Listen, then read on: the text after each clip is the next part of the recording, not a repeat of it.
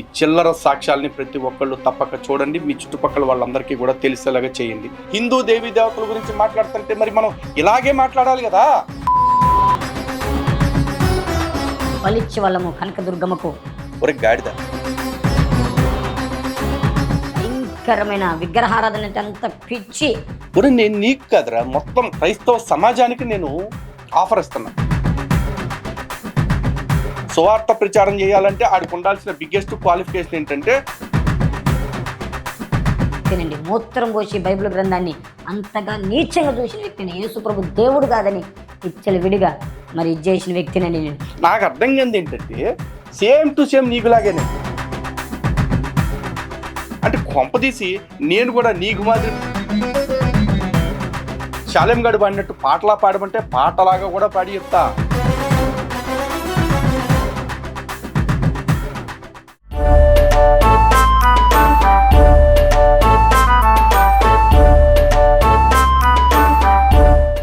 హిందూ బంధువులందరికీ జై శ్రీరామ్. ఓ పక్కన ఈ క్రైస్తవ మతోన్మాద మాఫియా తోటి సామరస్యం కోసం ప్రయత్నాలు జరుగుతూ ఉంటే దానికి హిందూ సమాజం తరఫున మేం కూడా ఇతోధికంగా సాయం చేస్తూ ముందడిగేశాం. కానీ ఈ సామరస్యం ఎట్టి పరిస్థితుల్లో సాధ్యం కాదు అని నిరూపించేలాగా ఈ మత మార్పిడి మాఫియా పన్నే ఈ కుట్రపూరితమైన సాక్ష్యాలు ఏవైతే ఉంటాయో ఈ సాక్ష్యాలతో వీళ్ళు పదే పదే పదే పదే నిరూపిస్తూనే ఉన్నారు. అలాంటి నీచ నికృష్ట కసాయి మతమైన ఈ క్రైస్తవ మతానికి సంబంధించిన మరొక చిల్లర సాక్ష్యాన్ని ఈరోజు మీకు చూపించబోతా ఉన్నా. కేవలం హిందూ దేవుళ్ళని తిట్టించటం కోసమే వీళ్ళు సాక్ష్యాలు చెప్పిస్తున్నట్టుగా ఉంటాయి ఈ సాక్ష్యాలన్నీ కూడా. ఆ సాక్ష్యాల్లోకి వెళ్లే ముందు మీకు కొన్ని ఉదాహరణ కోసం కొన్ని థంబ్నెయిల్స్ చూపిస్తాను, చూడండి. శివపార్వతులు వచ్చే చోట తపస్సు, యేసును గురించి సంచలనాత్మక సాక్ష్యం. ఓ పక్కన శివపార్వతులు, మరో పక్కన యేసు. ఈ యేసు పొడిసిందేమీ లేకపోయినా పీకిందేమీ లేకపోయినా ప్రతి లుచ్చగాడు ఇలా హిందూ దేవీ దేవతల పేర్లు చెప్పేసి ఆ పక్కన యేసు వచ్చి పీకాడు, కట్లగట్టాడు, పొడిశాడు అంటూ తప్పుడు సాక్ష్యాలు చెప్తూ ఉంటారు. మరి నిజంగా చెప్పెట్టి కొట్టాలా కొట్టొద్దా మీరు ఆలోచించండి. ఇది ఒకటే అనుకుంటున్నారేమో, ఇలాంటివి మరికొన్ని థంబ్నెయిల్స్ కూడా మీకు చూపిస్తా. ఇవన్నీ కూడా ఎలీషా ఏలియా అనే ఒక ఛానల్, లేకపోతే జోషిగడ్ ఇంకో ఛానల్, ఇట్లాంటి అట్లు వస్తూ ఉంటాయి. ఎక్కడ కనపడితే అక్కడ చెప్పులు తెగేదాకా తన్నండి మరి. ఎందుకంటే వీడికి రాజ్యాంగం మత ప్రచార హక్కు ఇచ్చింది కానీ హిందూ ధర్మం మీద విషంగాకే హక్కు ఇవ్వలేదు కదా. మరి సనాతన ధర్మాన్ని ఈడు ఇష్టారాజ్యంగా అవమానిస్తూ క్రైస్తవ్యాన్ని ఈడు అమ్మ ఎవరి దగ్గర ఉన్న పొడుకుంటే రాసి ఇచ్చిన ఆస్తిలాగా ఫీల్ అవుతూ ఉంటాడు. మరి ఈడు అమ్మను పొడుకోబెట్టి సంపాదించుకున్న ఆస్తో, లేకపోతే ఈడు అమ్మమ్మని నాయనమ్మని పొడుకోబెట్టి సంపాదించుకున్న ఆస్తిలో మనకు తెలియదు. కానీ హిందూ దేవీ దేవతల గురించి మాట్లాడుతుంటే మరి మనం ఇలాగే మాట్లాడాలి కదా. కొడుకులు ఇంత కించపరుస్తున్నారు. ఇంకా చూడండి, ఎన్ని పూజలు చేసినా కానరాని దేవుడు, అద్భుతమైన సాక్ష్యం అని పక్కన ఒక సాధువు గెటప్ వేసి ఇంత పెద్ద బొట్టు పెట్టి ఈ సాక్ష్యాలన్నింటినీ కూడా మళ్ళీ తర్వాత నేను విశ్లేషించి చెప్తా. కానీ ఎంత దారుణంగా హిందూ ధర్మాన్ని అవమానిస్తున్నారు అనేది మీకు తెలియాలి కదా. అందుకే వీళ్ళని దారిలో ఎక్కడైనా కనపడితే చెప్పులు తెగేదాకా తన్నండి, ఏం పర్వాలేదు. ఆ తర్వాత 5 రకాల మంత్రశక్తులు, 5 మరణాలు, అద్భుతమైన సాక్ష్యం. మంత్రశక్తులు అనే పదం ఎందుకురా? నీ అమ్మ పొడుకుని తెచ్చిన పుస్తకంలో ఏమన్నా రాసుందా మంత్రశక్తుల గురించి? అవి మా గ్రంథాల్లో ఉన్నాయి కదా. మంత్రం అనే శబ్దం, దాన్ని నువ్వు ఎట్రా అవమానిస్తావు? ఆ తర్వాత మంత్రశక్తులతో సచ్చిన శవానికి సబ్బు నీళ్లతో స్నానం, అద్భుత సాక్ష్యం. పూజారుల కుటుంబంలో రక్తం తాగే వ్యక్తి, సంచలనాత్మక సాక్ష్యం. పూజారుల కుటుంబమా? ఎవడా మతం మారినుడా? మాంత్రికునిపై తిరగబడ్డ మంత్రశక్తులు, యేసు దగ్గరికి పరిగెత్తుకుని వచ్చిన మాంత్రికుడు, సంచలనాత్మక సాక్ష్యం. మాంత్రికుడు, ఇవన్నీ కూడా మరి హిందుత్వాన్ని అవమానిస్తూ హిందూ ధర్మాన్ని కించపరుస్తూ లేవు. ఏమన్నంటే ఈ గొర్రెలు కొంతమంది మనకు ఫోన్లు చేస్తూ ఉంటారు. ఫోన్ చేసి, అన్నా మీరు ఎందుకన్నా పద్దాక క్రైస్తవ్యం మీద అంత కోపం ప్రదర్శిస్తున్నారు, యేసుని దూషిస్తున్నారు, మన అల్లట్ల పుస్తకాన్ని పట్టుకుని తిడుతున్నారు అంటారు. కల్లారా, మరి మా ధర్మాన్ని ఇంతలా అవమానిస్తుంటే మిమ్మల్ని ఏం చేయాలో మీరు చెప్పండి రా. ఏ ఒక్క హిందువు అయినా సరే ఒక్క గర్వాప్సి, యేసుని పిశాచమనో, యేసుని దెయ్యమనో, యేసు వేషకు పుట్టినోడను ఇలా మాయమాటలు చెప్పి మతం మార్చినోడు ఎవడను ఉంటే చెప్పండి. అవి మీ పుస్తకాల్లో ఎట్ట రాసున్నా మేమైతే వాటిని చూపించి మత మార్పిడి చేయట్లేదుగా. నీ బైబుల్లో సత్యం లేదు, నీ బైబుల్లో చెప్తున్నవన్నీ మాయమాటలు, పక్క మతాల మీద ద్వేషము, అలాగే సనాతన ధర్మం యొక్క గొప్పతనము, ఇవి మాత్రమే చెప్పి గర్వాప్సీలు చేసుకుంటున్నాం. అంటే మతం మారిన వాడిని తిరిగి మా ధర్మంలోకి తెచ్చుకుంటున్నాం. చివరికి విదేశాల్లో సనాతన ధర్మాన్ని ప్రచారం చేస్తూ ఎవరైతే హిందుత్వాన్ని ప్రచారం చేస్తూ ఉన్నారో వాళ్ళు కూడా ఒక్కనాడు కూడా క్రిస్టియానిటీని కానీ ఇస్లాంని కానీ అవమానించి మాట్లాడిన సందర్భం కానీ సంఘటన కానీ ఒక్కటంటే ఒక్కటి కూడా లేదు. మరి మీకే వచ్చిన పోయే కాలారా పోరంబోకులారా? ఇలాంటిదే మరొక లంగా సాక్ష్యం ఉంది. ఆ సాక్ష్యం కూడా చూడండి. నేను మీ పూజారిని, దేవుళ్ళారా దేవతలారా రండి, నన్ను కాపాడండి. అద్భుతమైన సాక్ష్యం. ఇక్కడ పక్కన ఒక పూజారిలాగా గెటప్ వేసి మరీ చేస్తున్నాడు కదా. ఇంతకీ ఆడు పూజారి కాదు, పుష్పం కాదు, ఆడు యదవ. ఆ యదవ మత మార్పిడి అయిపోయిన దాని గురించి సాక్ష్యం చెప్పుకుంటూ మన దేవీ దేవతలను అవమానిస్తున్నాడు. ఈరోజు తొలిగా ఆ నికృష్టుడి యొక్క సాక్ష్యాన్ని క్లుప్తంగా చెప్తా. ఎందుకంటే ఆడు స్టార్టింగ్ నుంచి అడిగా ఆ సాక్ష్యం గంట సేపు ఉంటుంది. ఆ గంట సేపులో దాదాపు 50 నిమిషాలు పెంటే ఉంటుంది. ఆ మిగిలింది దరిద్రం ఉంటుంది. ఆ దరిద్రాన్ని ఇప్పుడు మాట్లాడుకుందాం. దానికి వీళ్ళు పెట్టుకునే పేరు సాక్ష్యము. రారా నికృష్ట పేదవా. ఈ యొక్క సాక్ష్యాన్ని పూర్తిగా మీరు విని అందరికీ తెలియపరచండి. ఎంతో మంది ఈ యదవ పేరు ఎలీషా ఏలియా. ఈడే ఈ ఛానల్ని నడుపుతూ ఉంటాడు. ఈడి ఛానల్లో ఇలాంటివే ఎక్కువ వస్తూ ఉంటాయి, హిందుత్వాన్ని తిట్టించేలాంటివే. కాబట్టి ఈడు ఎక్కడైనా కనపడితే ఆడికి గట్టిగా బుద్ధి చెప్పండి. ఏం పర్వాలేదు, చేస్తున్న పెంట పనులు ఏవైతే ఉన్నాయో అవి హిందువులందరికీ కూడా తెలియాల్సిందే. అలాగే ఈ ఎలీషా ఏలియా గాడి ఫోన్ నెంబర్ కూడా కింద ఇస్తున్నాం. మీరు అందరూ దయచేసి ఫోన్లు చేసి ఆడికి ఏ భాషలో చెప్పాలో ఆ భాషలో అర్థమయ్యేలాగా చెప్పండి. నా పేరు రామాంజనేయులు, నన్ను తీసుకుపోయి సాక్కున్నారండి, అంటే పెంచి పెద్ద చేశారు. అయితే నాకు ఆ యొక్కటన్నీ నేర్పించారు. వినాయక చవితి వచ్చిందనుకో, వినాయక చవితిలో ఏం చేసేవాళ్ళం అంటే మేము దీటి పట్టుకునే వాళ్ళమండి. ఆ తర్వాత రాముడు గురి చేసేవాళ్ళం. రాముడు పెళ్లి జరిగినప్పుడు శ్రీరామనవమిలో మరి పానకము ఏంటంటే దీటి పట్టుకోవటము, టెంకాయలు కొట్టడము, వాళ్ళతో పాటు తిరగటము ఆనందంగా కొలిచిన వాడను. విగ్రహారాధన అంటే పడి చచ్చేవాడిని, అంత ప్రాణం విగ్రహారాధన అంటే. మా పితరులు ప్రతి ఒక్కళ్ళు కూడా ఆ తిరుపతమ్మని కులదేవతగా మా ఇంట్లో ఆరాధిస్తూ ఆ పెనుగంచి పూలు తిరణాలు జరిగినప్పుడు ఆ కొన్ని దినములు అక్కడికి వెళ్ళి ఎంతో భక్తిగా, ఎంతో నిష్టగా, ఎంతో మరి చేస్తూ ఉండేవాళ్ళం. దేవతలను బడిన దేవుళ్ళందరినీ ఆరాధ్యంగా ఆరాధించే వాళ్ళం మేము. ఆ దేవతే కాదండి, మరి రామాంజనేయులు కావచ్చు, అటపోతే ఇంకా దేవతను బడిన ప్రతి దేవతలంటే మాకెంతో ప్రాణం. ఎందుకంటే మా పితరులందరూ ఆ దేవతలను ఆరాధించే వాళ్ళు. ఆ దేవతే కాదండి, ఎల్లమ్మను కొలిచేవాళ్ళమండి మేము. ఆ ఎల్లమ్మ అంటే కుండలో ఉంటుందండి. కుండలో కత్తులు పెట్టి, కుండలో నిమ్మకాయలు పెట్టి, ఆమెను ఒక మూలను పెట్టి, ఆమెకు కుండకు యాపాకులు కట్టి భయంకరంగా ఎల్లమ్మకు చేసేవాళ్ళం మేము. అది మా పితృల ఆచారం. అది కూడా మరి ఆ దేవతకు బలర్పించి ఆ రక్తము తీసుకెళ్ళి ఆ దేవతకు పూసేవాళ్ళమండి. పోతే నేను పోసేవాడిని, మా తాతగారు పోసేవాళ్ళు. అంత నిష్టగా చేసేవాళ్ళు. ఆ గంగ నుంచి మళ్ళీ ఆమె కట్టించిన ఆలయం గుడిలోకి తీసుకురావడానికి సుమారుగా 2 బస్తాల టెంకాయలు కొట్టేవాళ్ళమండి. తర్వాత నిమ్మకాయలు కోసి 2 బస్తాలు నిమ్మకాయలు ఎనికి ఇసిరేసేవాళ్ళం. ఆ పొట్టేళ్లను, ఆ మేక పిల్లలను కోసి నేనైతే ఎనికి ఇసిరేసేవాడిని. వాళ్ళేమో మీనికి వస్తూ ఉండేవాళ్ళు, నేను కోసి వెనక్కి ఇసిరేసేవాడిని. అంతగా ఆ దేవతను ఆరాధించి తీసుకొచ్చి ఆ యొక్క గదిలో పెట్టేవాళ్ళమండి. గంగమ్మకు పెట్టేవాళ్ళం. గంగమ్మ అంటే నీళ్ళకు కూడా మరి ఈ కోళ్ళను కోసి ఆ రక్తాన్ని నీళ్ళలో జల్లి చెప్తున్నానంటే నా వృత్తి అది, మా పితల వృత్తి అది, నా వృత్తి కూడా అదే. ఎందుకంటే మేము మరి ఆ యొక్క వృత్తిలో బ్రతుకుతున్న వాళ్ళం కనుక, వృత్తి చేయాలి కనుక, రజకులం కనుక ఈ వృత్తి కంపల్సరిగా చేసేవాళ్ళమండి. కనకదుర్గమ్మకు పెట్టేవాళ్ళం. కనకదుర్గమ్మకు పెట్టినప్పుడు ఎలా ఉంటుందంటే తీసుకెళ్ళి ఆ యొక్క బొమ్మను తయారు చేసి ఆ విగ్రహముతో కప్పి భయంకరంగా కోళ్ళను కోసి అక్కడంతా రక్తపాతంగా చేసి నేను మా తాతగారు మరి తాగి ఉండి ఆ కత్తి ఒకటి చేత పట్టుకొని ఊర్లో దేవతను తిప్పేవాళ్ళండి వాళ్ళు. ఇంటికి ఒక కోడి తీసుకొచ్చి మా చేతికి ఇచ్చి ఉండేవాళ్ళు. వాళ్ళు పట్టుకున్నప్పుడు ఆ కోడి మెడను కోసి ఆ తలకాయ రక్తం ఆ దేవత మీద, అంటే ఆ విగ్రహం బొమ్మ మీద ఆ యొక్కది చల్లిన తర్వాత ఈ తలకాయ సంచిలో వేసుకున్నాను, కోడి ఇసిరేసుకుంటా. ఆ రకంగా భయంకరంగా ఊరంతా రక్తంతో, కోళ్ళ రక్తంతో నింపబడేది. అలా బలిచ్చే వాళ్ళము కనకదుర్గమ్మకు. ఏంటి ఇలా ముక్కలుగా పెడుతున్నానని అనుకోకండి. ఎందుకంటే అది చెప్పే శతాధారం అంతా మనం వింటూ కూర్చోలేం కదా. కాకపోతే ఇక్కడ చివరిలో మాట అన్నాడు, గ్రామ దేవతల ఉత్సవం గురించి మాట్లాడుతూ కనకదుర్గమ్మ తల్లి విగ్రహం మీద నెత్తురు జల్లేసే వాళ్ళం అని చెప్పేసి చెప్తున్నాడు. ఒరే గాడిద, ఫస్ట్ ఆఫ్ ఆల్ ఎవరైనా గ్రామ దేవతలకి బలు అర్పిస్తారు కానీ దుర్గమ్మ తల్లికి ఎప్పుడు జంతువులను కొయ్యర్రా గాడిద. అంటే నీకు ఏ దేవత పేరు చెప్పాలో కూడా మర్చిపోయావు కన్ఫ్యూజన్లో. ఆ ఎదురుగా కూర్చున్న ఆ ఏలియాగాడు నీకు ఎంత ఇచ్చాడో తెలియదు. ఆ రక్తము తీసుకున్న అన్నములో రక్తము కలిపి, ఆ రక్తాన్ని కలిపిన తర్వాత 4 పొలిమేరల దగ్గరకు తీసుకెళ్ళి ఆడకాత్య 4 పొలిమేరల మధ్య ఆ రక్తపు అన్నం పెట్టి వచ్చేవాళ్ళం. ఎందుకు భయంకరమైన విగ్రహారాధన అంటే అంత పిచ్చి. విగ్రహారాధన అంటే ఎల్లప్పుడూ అలా చేసి. అలాగేనండి అడుగోప్పలు అమ్మవారికి కూడా చేసేవాళ్ళమండి మేము. ఎవరికి ఏం చేసావు పక్కన పెడితే భయంకర విగ్రహారాధన అంటున్నావు. అసలు విగ్రహారాధన ప్రతిసారి భయంకరము అని చెప్పటం ఏంట్రా? ఒరే నేను నీకు కదరా, మొత్తం క్రైస్తవ సమాజానికి నేను ఆఫర్ ఇస్తున్నా. ఎవడైనా సరే విగ్రహారాధన ఎందుకు తప్పు అని నిరూపించగలరా? ఏ పాస్టర్ అయినా సరే ఓపెన్ ఛాలెంజ్ రా. ఊరికే కూర్చుని మన అల్లొట్ల పుస్తకం చెప్పింది కాబట్టి విగ్రహారాధన పాపము, విగ్రహారాధన శాపము అంటూ లొట్టకాయ కబుర్లు చెప్పడం కాదురా, లొట్టపీసు మొహోడ. విగ్రహారాధన ఎందుకు పాపము అని ఒక్క పాస్టర్ గాడైనా వచ్చి చర్చకి కూర్చొని నిరూపించగలిగితే అప్పుడు మాట్లాడండి. ఓర కుక్కల్లారా. నేను మొట్టమొదటిగా నాకు మందు నేర్పింది ఎవరంటే మా తాతగారే.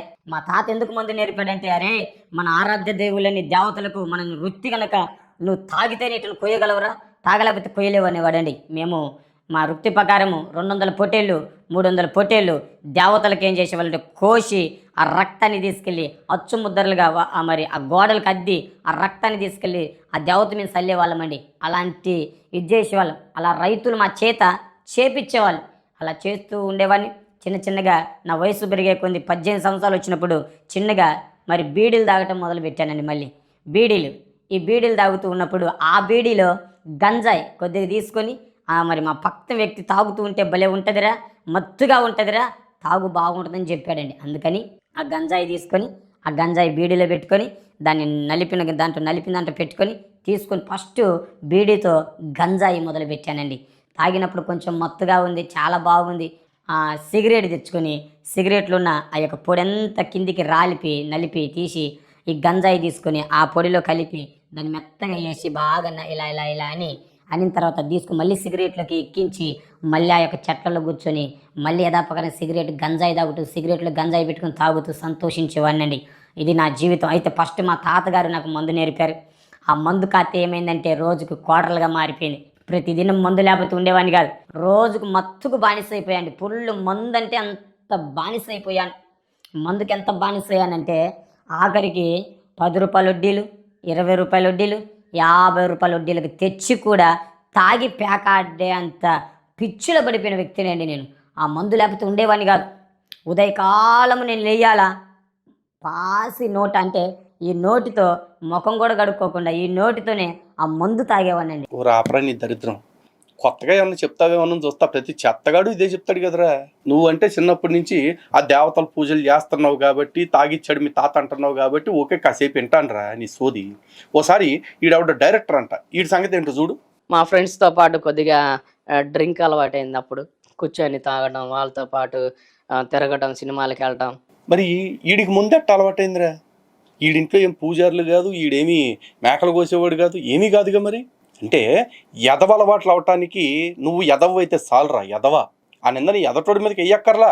సో ఈడు కూడా సాక్ష్యంలో వస్తాడు మళ్ళీ ఫర్దర్గా. ఆడి గురించి కూడా చెప్తా. ఆ సినిమా డైరెక్టర్ అంటే పెద్ద రాజమౌళి లాగా అనుకోమాకండి, ఏదో 10 సినిమాలకి అసిస్టెంట్ డైరెక్టర్గా చేశాడంట. ఆ తర్వాత ఈడి దగ్గర ఏ క్రియేటివిటీ లేదు కాబట్టి, ఈడు బతకటానికి ఏదో ఒక దారి చూసుకోవాలి కాబట్టి సినిమాలు వదిలేసి జనాలకు సినిమా చూపించే వ్యాపారం మొదలెట్టాడు. అదే శవార్త. ఇప్పుడు ఇంతకుముందు మీరు అంటున్నారు కదా గుడిసెట్టోడిది, ఆడు కూడా అంతే. జీవితంలో చేయటానికి ఏ పని లేదు కాబట్టి, ఏ పనికి ఆడు పనికిరాడు కాబట్టి ఆడు ఎంచుకున్న మార్గం ఏంటయ్యా అంటే సువార్త ప్రచారము. ఎందుకు సువార్త ప్రచారం చేయాలంటే ఆడికి ఉండాల్సిన బిగ్గెస్ట్ క్వాలిఫికేషన్ ఏంటంటే గతంలో పోరంబోకు అయ్యి ఉండాలి, తాగుబోతు అయ్యి ఉండాలి, వ్యభిచారం అయ్యి ఉండాలి, అబద్ధాల కూర అయ్యి ఉండాలి, రౌడీ అయ్యి ఉండాలి. అన్నిటికీ మించి ఆడికి ఉండాల్సిన క్వాలిఫికేషన్ ఏంటో తెలుసా? చెప్తాయేనండి. నాకు నచ్చంది ఏంటంటే యేసు ప్రభు నిజ దేవుడు, ఆయన తప్ప మరొక దేవుడు లేనప్పుడల్లా నా నరాలు ఎంతో ఉడికిపోయాయండి. మా దేవతలు ఇంత గరిష్టగా నిష్టగా ఇంతమంది దేవతలను మేము చేస్తూ ఉండగా యేసు ప్రభు నా దేవుడు, వీళ్ళందరూ దేవుళ్ళు కాదా, ఇంతమంది ఆరాధిస్తున్న మా కుల దేవతలు ఉండగా యేసు ప్రభు దేవుడు అంటారేంది అని చెప్పి చాలా కోప్పడేవాడిని, తిట్టేవాడిని, బూతులు మాట్లాడేవాడిని, భయంకరంగా తిట్టేవాడిని. వాస్తవం చెప్పాలంటే వాళ్ళు పట్టుకున్న బైబిల్ గ్రంథాన్ని తీసుకుని నేలకేసి కొట్టి అవి చించి కూడా పడేసినానండి. యేసు ప్రభు దేవుడు కాదని తాగిన మత్తులో అర్థం కాక బైబిల్ గ్రంథం మీద పాసు పోసిన వ్యక్తినండి. మూత్రం పోసి బైబిల్ గ్రంథాన్ని అంతగా నీచంగా చూసిన వ్యక్తిని, యేసు ప్రభు దేవుడు కాదని ఇచ్చలు విడిగా మరి చేసిన వ్యక్తినండి నేను. అలాంటి యేసు ప్రభు బిడ్డలన్న సేవకులన్నా నాకు అసలు నచ్చేదే కాదు. వీళ్ళు చేసేదంటే డబ్బుల కొరకు, యేసు ప్రభు దేవుడే కాదు అని చెప్పి దూషణ మాటలు మాట్లాడుతూ సువార్త సేవకులను తిడుతూ ఉండేవాడిని. అలాంటి జీవితం నాది.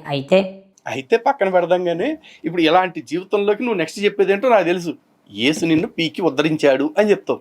నాకు అర్థం కాదు ఏంటంటే సేమ్ టు సేమ్ నీకులాగానే నాకు యేసు అంటే అసహ్యం, క్రైస్తవులంటే పరమ అసహ్యం. ఇక బైబిల్ అంటే వాంతులు బేగులు అయిపోతాడు బాబు దాన్ని చూస్తేనే. అయినా కూడా యేసు ఎప్పుడు ఇప్పుడు దాకా నా దగ్గరికి ఎందుకు రాలేదు? పైగా నా జీవితంలో ఉన్నవాడు నా నుంచి ఎందుకు పారిపోయాడు? నాకు ఇప్పటికీ అర్థం కావట్లా. అంటే కొంపదీసి నేను కూడా నీకు మాదిరి బైబిల్ మీద ఉచ్చబోతే కానీ మళ్ళీ తిరిగి యేసు నా దగ్గరికి వచ్చి నన్ను దర్శించడా?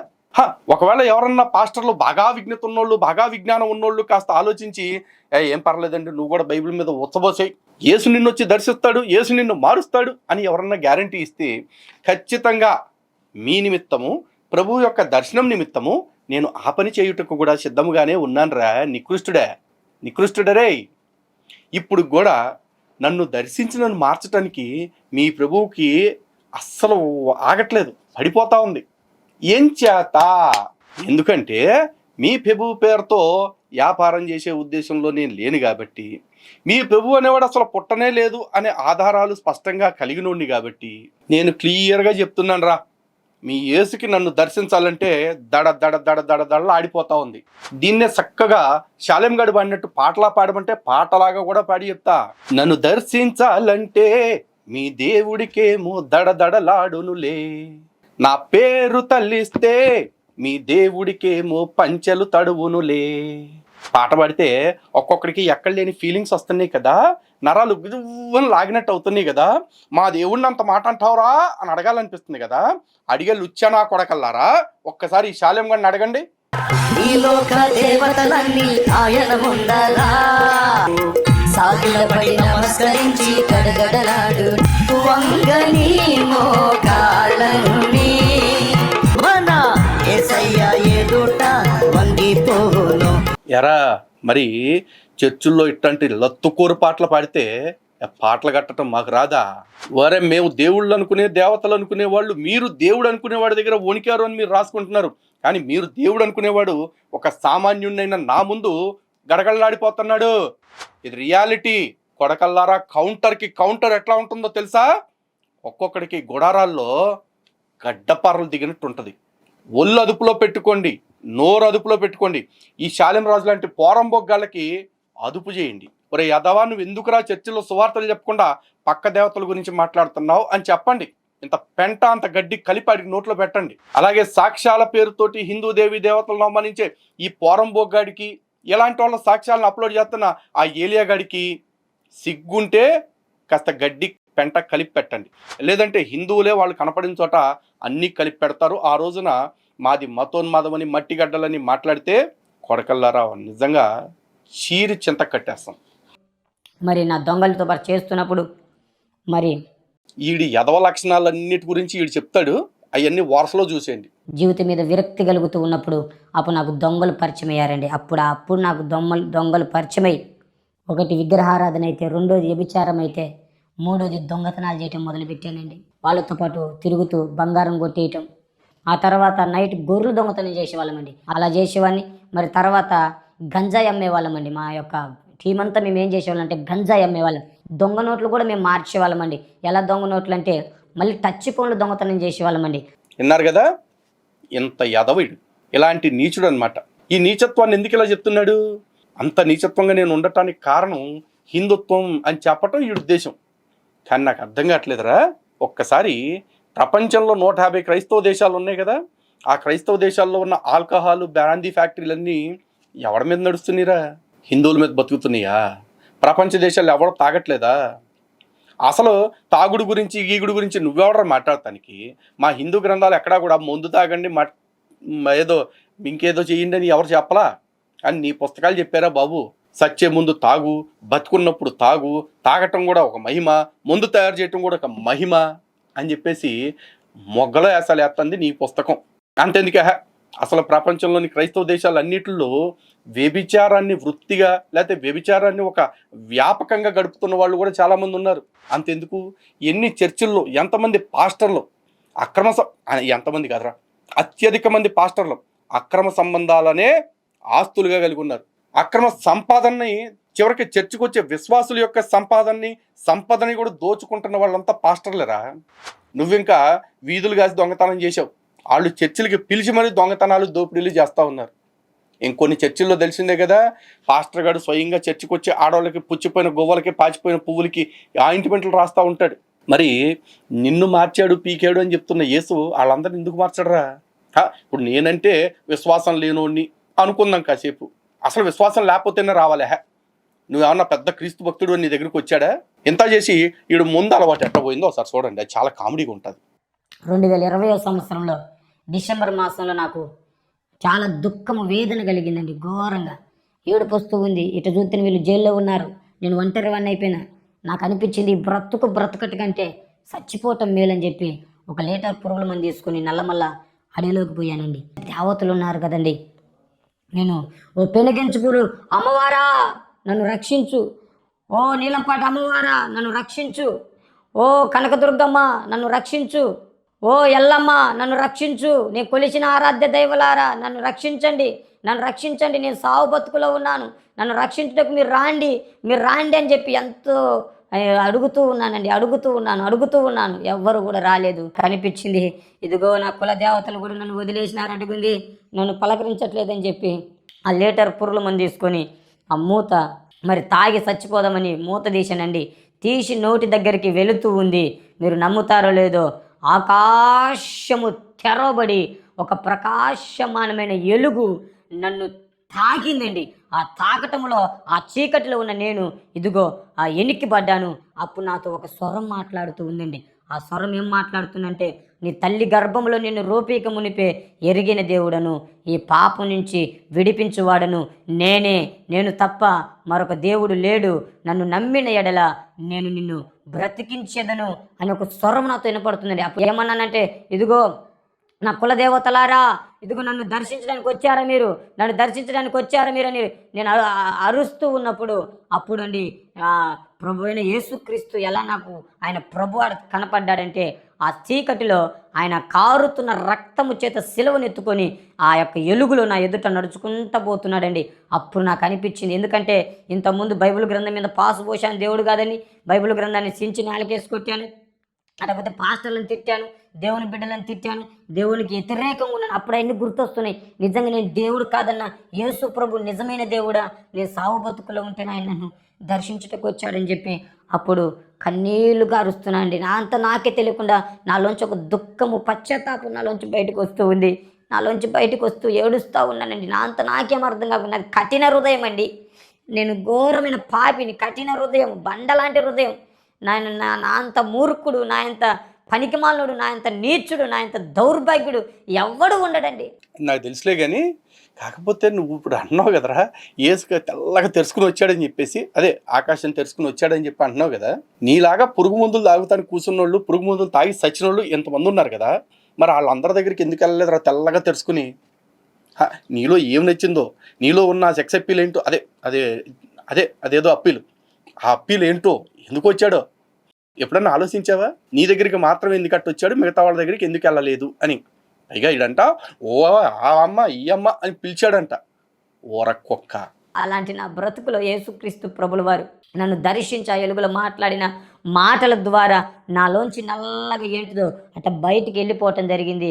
నాకు దుఃఖం వస్తుందండి, ఏడుస్తూ. నల్లగా ఏదో బయటికి వెళ్ళిపోయిందా? అరే ఆగరా, సేమ్ టు సేమ్ కాపీ కొట్టినాడు ఎవడో ఉన్నాడు. ఇందా డైరెక్టర్ గాడు ఆడు కూడా ఏదో చెప్పాడు రెట్టాంటిది. 40 days క్యాంప్కి వెళ్ళమని పాస్టర్ గారు సజెస్ట్ చేస్తే అక్కడికి మద్రాసు నుండి ఒక పాస్టర్ గారు వచ్చారు. ఆయన 1 week డెలివరెన్స్ అంటే ఏంటి, పాపం ఎందుకు పట్టుకుంటుంది, అపవాది ఎందుకు వస్తాడు ఏంటని అది చెప్పడంతో ఒక రోజు లాస్ట్ రోజు ఆయన ప్రేయర్ చేసి వర్షిప్ చేసినప్పుడు అందరూ